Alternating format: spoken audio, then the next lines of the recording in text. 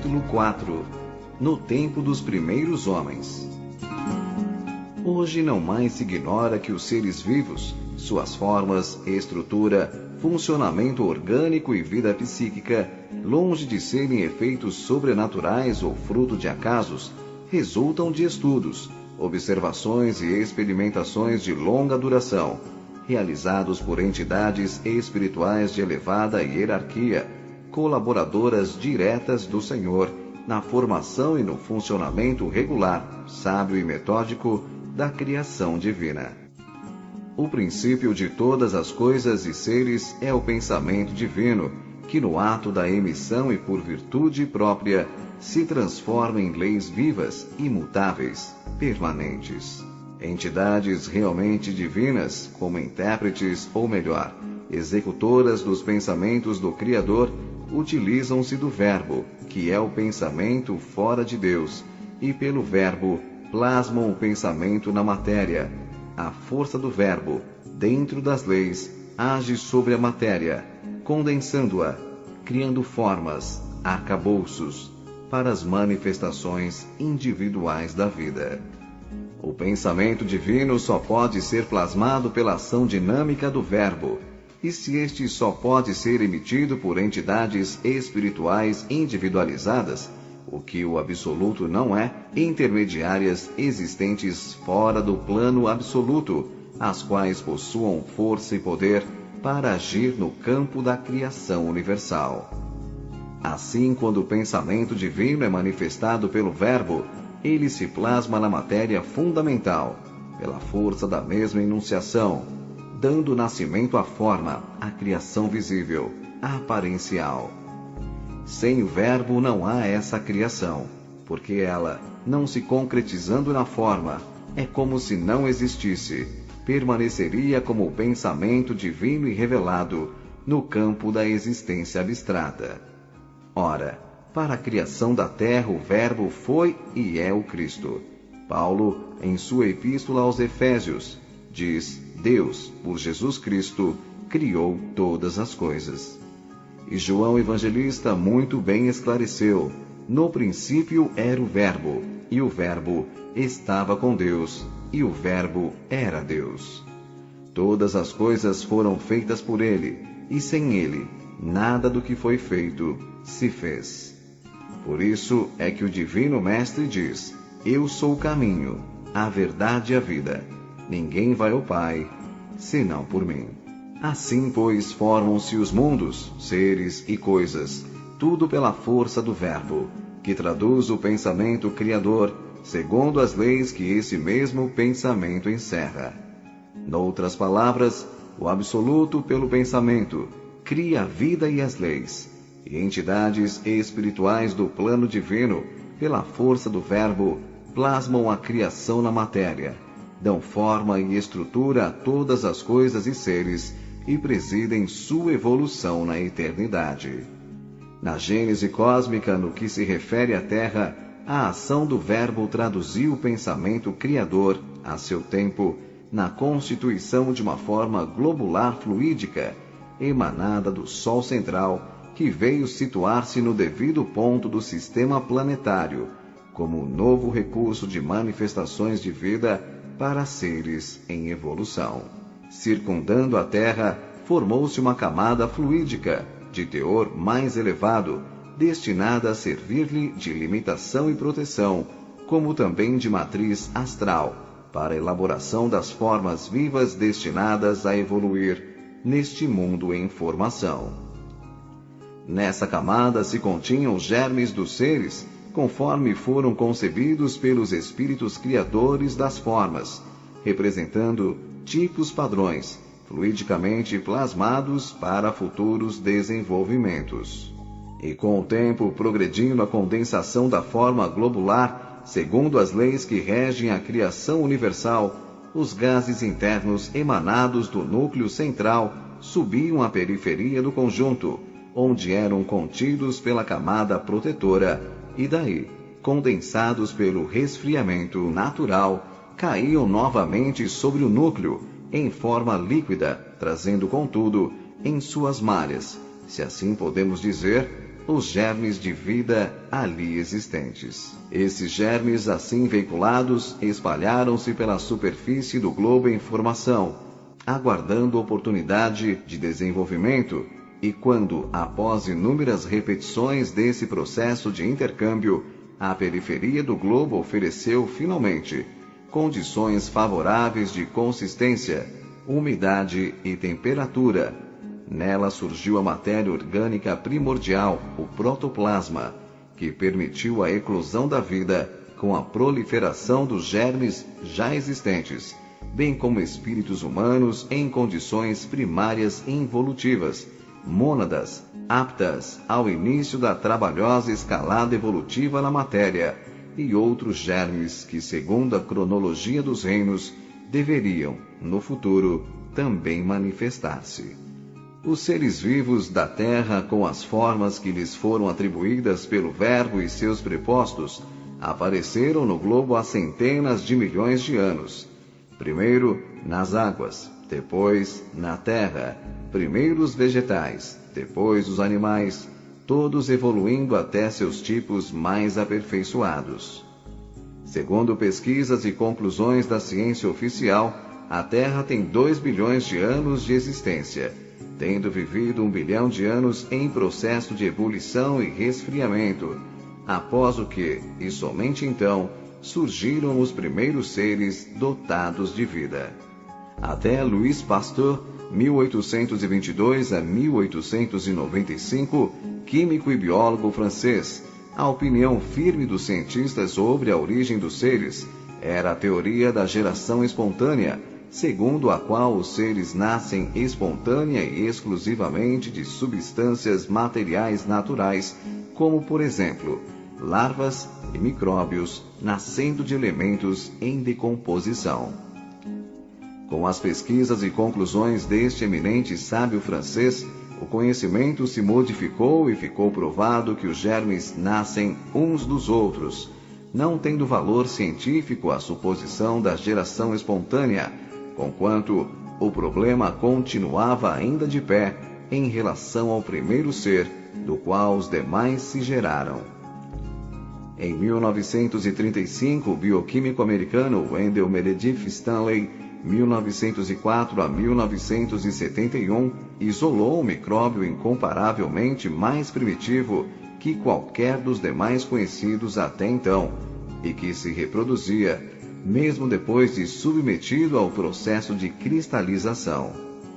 Como até então nenhum ser vivo pudera ser cristalizado e continuar a viver, daí se concluiu que o ser em questão era um intermediário entre a matéria inerte e a matéria animada pela vida. Admitiram os pesquisadores que esse fato veio preencher a grande lacuna existente entre os seres vivos mais atrasados e as mais complexas substâncias orgânicas inanimadas, como, por exemplo, as proteínas. Esse ser seria, então, academicamente falando, o ponto de partida para as gerações dos seres vivos existentes na Terra, os quais, há 1,5 bilhão de anos, vêm evoluindo sem cessar, aperfeiçoando as espécies e suas atividades específicas. Nesses primórdios da evolução humana e no ápice do reino animal, estavam os símios, muito parecidos com os homens, porém, ainda animais, sem aquilo que justamente distingue o homem do animal, a saber, a inteligência. Deste ponto em diante, por mais que investigasse a ciência, não conseguiu localizar um tipo intermediário de transição, bem definido entre o animal e o homem. Descobriu fósseis de outros reinos e pôde classificá-los, mas nada obteve sobre o tipo de transição para o homem. Todo o esforço se reduziu na exumação de 2 ou 3 crânios encontrados algures, que foram aceitos a título precário, como pertencentes a este tipo desconhecido e misterioso a que nos estamos referindo. Realmente, em várias partes do mundo, foram descobertos restos de seres que, após exames acurados, foram aceitos como pertencentes a antepassados do homem atual. Segundo a ciência oficial, quando o clima da Terra se amenizou, em princípios do Mioceno, uma das 4 grandes divisões da área terciária, isto é, o período geológico que antecedeu o atual, e os antigos bosques tropicais começaram a ceder lugar aos prados verdes, os antigos seres vivos que moravam nas árvores foram descendo para o chão, e aqueles que aprenderam a caminhar, erguidos, formaram a estirpe da qual descende o homem atual. Entre esses últimos que conseguiram erguer-se, prevaleceu um tipo que foi chamado procônsul, mais ou menos há 25 milhões de anos, o qual era positivamente um símio. E os tipos foram evoluindo até que mais ou menos há 1,5 milhão de anos surgiram as espécies mais aproximadas do tipo humano. Realmente, na Ásia, na África e na Europa, foram descobertos esqueletos de antropóides, macacos semelhantes ao homem, não identificados. Nas camadas do Pleistoceno inferior, também chamado Paleolítico, período antigo da Era da Pedra Lascada, e no Neolítico, Era da Pedra Polida, vieram à luz instrumentos, objetos e restos de dentes, ossos e chifres, cada vez mais bem trabalhados. Em 1807 surgiu em Heidelberg, na Alemanha, um maxilar inferior um tanto diferente dos tipos antropóides, até que finalmente surgiram esqueletos inteiros desses seres, permitindo melhores exames e conclusões. Primeiramente surgiram criaturas do tamanho de um homem, que andavam de pé, tinham cérebro pouco desenvolvido, as quais foram chamadas Pitecântropo, ou Homem de Java, que viveram entre 550 e 200 mil anos atrás. Em seguida surgiu Sinântropo, ou Homem de Pequim, de cérebro também muito precário.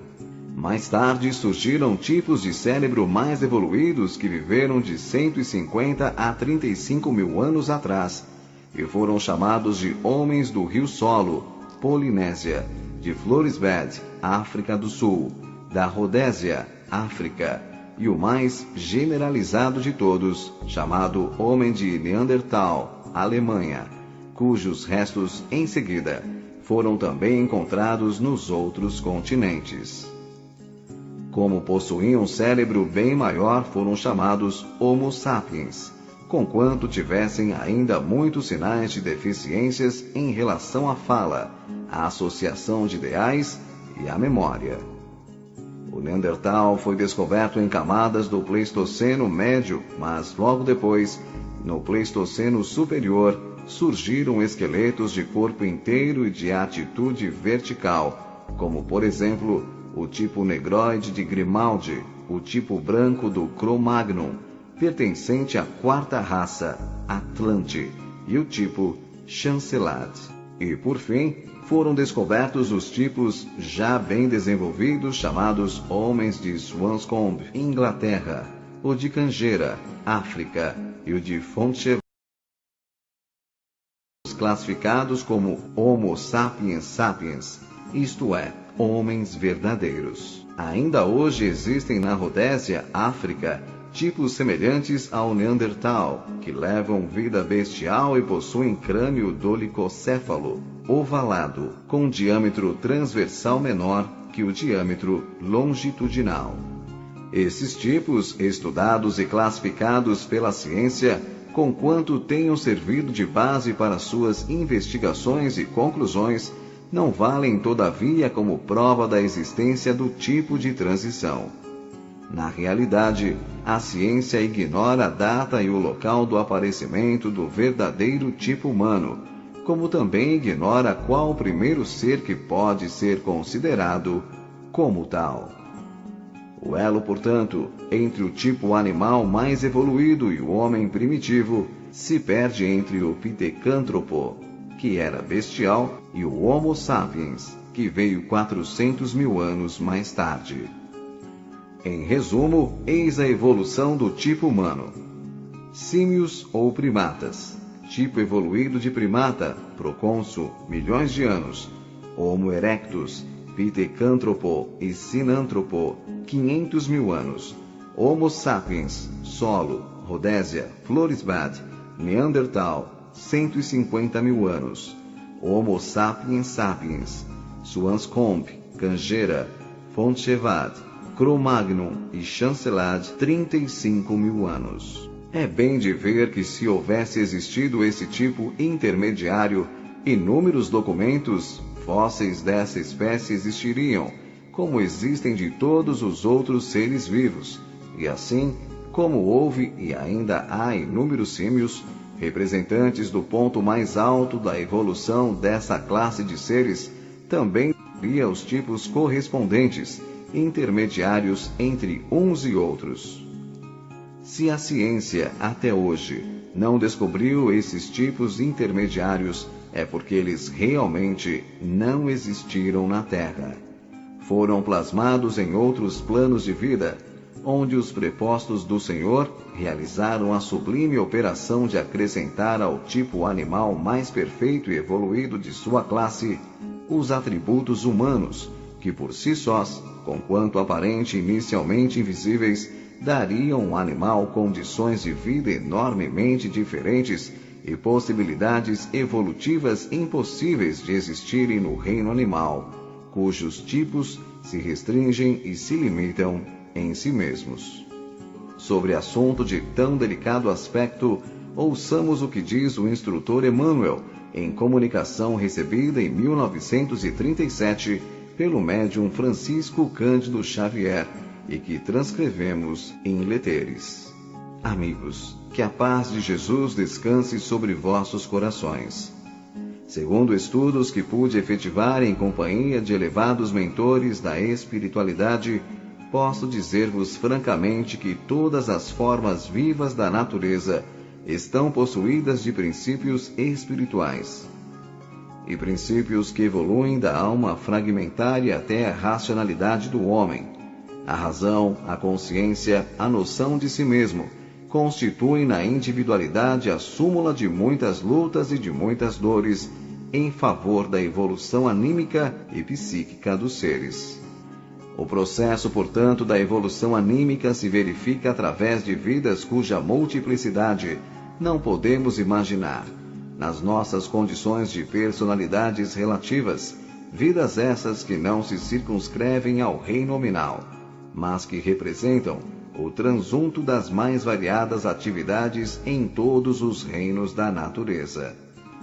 Todos aqueles que estudaram os princípios de inteligência dos considerados absolutamente racionais, grandes benefícios produziram, no objetivo de esclarecer esses sublimes problemas do drama infinito do nosso progresso pessoal. O princípio inteligente, para alcançar as cumeadas da racionalidade, teve de experimentar estágios outros de existências nos planos de vida.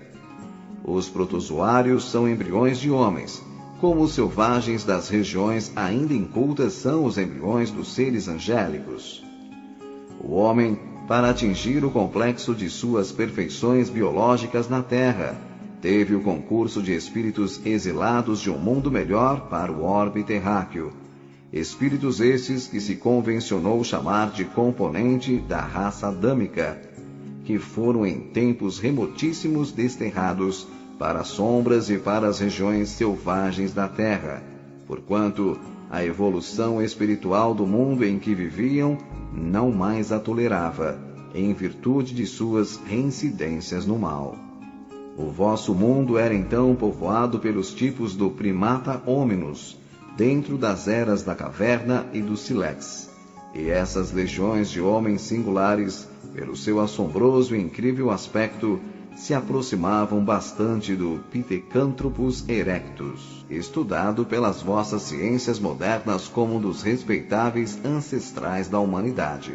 Foram, portanto, as entidades espirituais a que me referi, que, por misericórdia divina e em razão das novas necessidades evolutivas do planeta, imprimiram um novo fator de organização às raças primigênias, dotando-as de novas combinações biológicas, objetivando o aperfeiçoamento do organismo humano. Os animais são os irmãos inferiores dos homens. Eles também, como nós, vêm de longe, através de lutas incessantes e redentoras, e são como nós, candidatos a uma posição brilhante na espiritualidade. Não é em vão que sofrem nas fainas benditas, da dedicação e da renúncia, em favor do progresso dos homens. Seus labores, penosamente, terão um prêmio que é o da evolução na espiritualidade gloriosa. Eles, na sua condição de almas fragmentárias no terreno da compreensão, têm todo um exército de protetores dos planos do alto, objetivando a sua melhoria e o amplo desenvolvimento de seu progresso em demanda do reino nominal. Em se desprendendo do invólucro material, encontram imediatamente entidades abnegadas que os encaminham na senda evolutiva, de maneira que a sua marcha não encontre embaraços quaisquer que os impossibilitem de progredir, como se torna necessário, operando-se sem perda de tempo, a sua reencarnação. Qual a forma animal que se acha mais vizinha do homem? O macaco, tão carinhosamente estudado por Darwin nas suas cogitações filosóficas e científicas, é um parente próximo das criaturas humanas, falando-se fisicamente com seus pronunciados laivos de inteligência, mas a promoção do princípio espiritual do animal, a racionalidade humana, se processa fora da Terra, dentro de condições e aspectos que não posso vos descrever, dada a ausência de elementos analógicos para as minhas comparações. E que Jesus nos inspire, esclarecendo as nossas mentes em face de todas as grandiosidades das leis divinas imperantes na criação. Assim, pois quando essa operação transformadora se consumou fora da Terra, no astral planetário ou em algum mundo vizinho, estava ipso facto criada a raça humana com todas as suas características e atributos iniciais à primeira raça-mãe, que a tradição espiritual oriental definiu da seguinte maneira: espíritos ainda inconscientes, habitando corpos fluídicos, pouco consistentes.